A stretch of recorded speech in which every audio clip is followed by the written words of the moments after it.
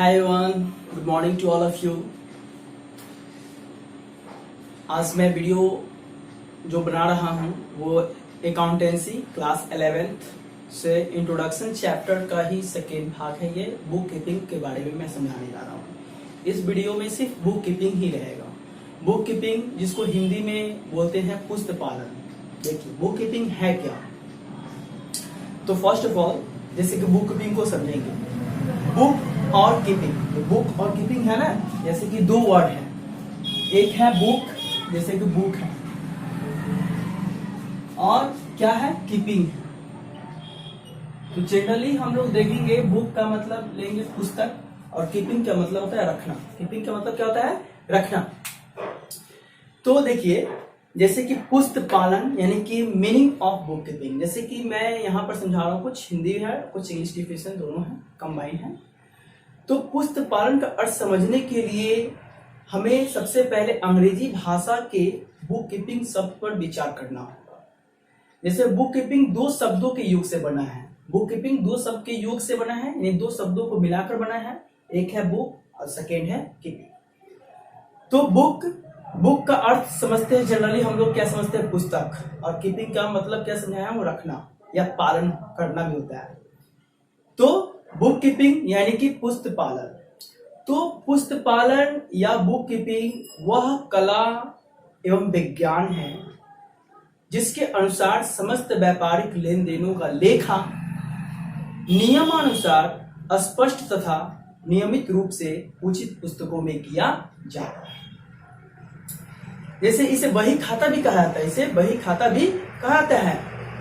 और रखे गए अभिलेखों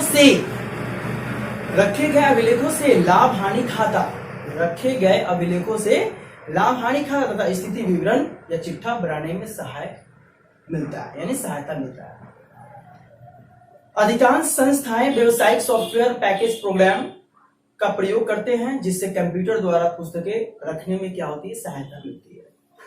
तो देखिए बही खाता लेखांकन का अंग, यानी कि इसमें निम्नलिखित 4 क्रियाएं शामिल होती है। पहला मतलब कि इसमें 4 क्रियाएं शामिल होती है। पहला क्या मैं बोल रहा हूं कि वित्तीय लेन देनों एवं घटनाओं की पहचान करना।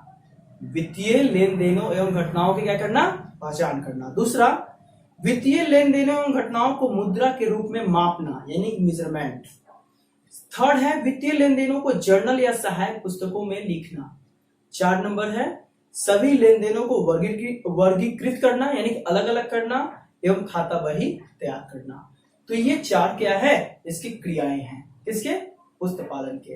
अब देखिए जैसे कि मैं पुस्त पालन यानी बुक कीपिंग का यहाँ पर लिखा हूं। पुस्त पालन बुक कीपिंग का हिंदी मीनिंग पुस्त पालन होता है। तो यहाँ मीनिंग ऑफ बुक कीपिंग मैं इंग्लिश में भी डेफिनेशन लिख दिया हूं। Book keeping means the keeping of the books of account of A business. देखिए बुक कीपिंग मीन्स बुक पुस्त पालन का मतलब the keeping of the books of account of A business, यानी एक व्यवसाय के पुस्तकें को रखना। एक पुस्तक मतलब एक व्यवसाय के पुस्तकों को मतलब क्या करना? रखना। मतलब कि बुक कीपिंग कहलाता है, यानी पुस्त पालन कहलाता है। उसके बाद में है डेफिनेशन से क्या बताया हूं? Book keeping may be defined as a system of recording business transaction in a systematic manner in a set of books of account regularly according to rules. And once again, bookkeeping may be defined as a systematic of a recording business transaction in a systematic manner in a set of books of account regularly according to rules. And a bookkeeping may be defined as a system of recording business transaction in a systematic manner in a set of books of account regularly according to rules, यानी कि नियम के अनुसार। यानी कि देखिए एक और डिफिनेशन है अकॉर्डिंग टू R.N. कार्टर। जैसे कि अकॉर्डिंग टू R.N. कार्टर का डिफिनेशन मैं बोलकर समझा रहा हूं। According R.N. कार्टर। ठीक है, तो इसका मैं डिफिनेशन बता रहा हूं, उसको नोट कर लीजिएगा आप लोग। Book keeping is the science and art of correctly recording in books of accounts all those business transaction that result in the transfer of money or money worth। Okay, ये English definition हो गया। इसी का हिंदी भी note कर सकते हैं, यानी कि पुस्तपालन हिसाब की पुस्तकों में मुद्रा अथवा माल के हस्तांतरण से संबंधित सभी व्यापारिक सौदों के अभिलेखन की कला व विज्ञान है। ओके, ये हो गया। उसी तरह से नॉर्थ कोर्ट का डिफिनेशन अलग है, यानी पुस्तपालन वाणिज्यिक अथवा वित्तीय लेन देनों के मौद्रिक स्वरूप को लेखे की पुस्तकों में लिखने की क्या है, कला है, यानी आर्ट है।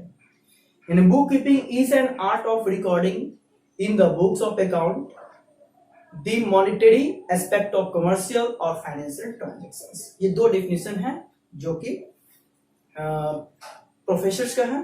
ओके, ये हो गया। इसी तरह से पुस्तपालन के मूल्य तत्व अथवा विशेषताएं भी हैं, यानी कि फीचर्स ऑफ बुक कीपिंग। तो फीचर्स ऑफ बुक कीपिंग में फर्स्ट आ जाएगा मौद्रिक रूप में लेखा, मौद्रिक रूप में लेखा। सेकेंड आ जाएगा व्यापारिक सौदों का लेखा। दूसरा आ जाएगा नियमानुसार एवं नियमित लेखा। 4 नंबर सभी व्यापारियों द्वारा प्रयोग, यानी कि सभी व्यापारियों द्वारा क्या हो जाएगा, प्रयोग हो जाएगा।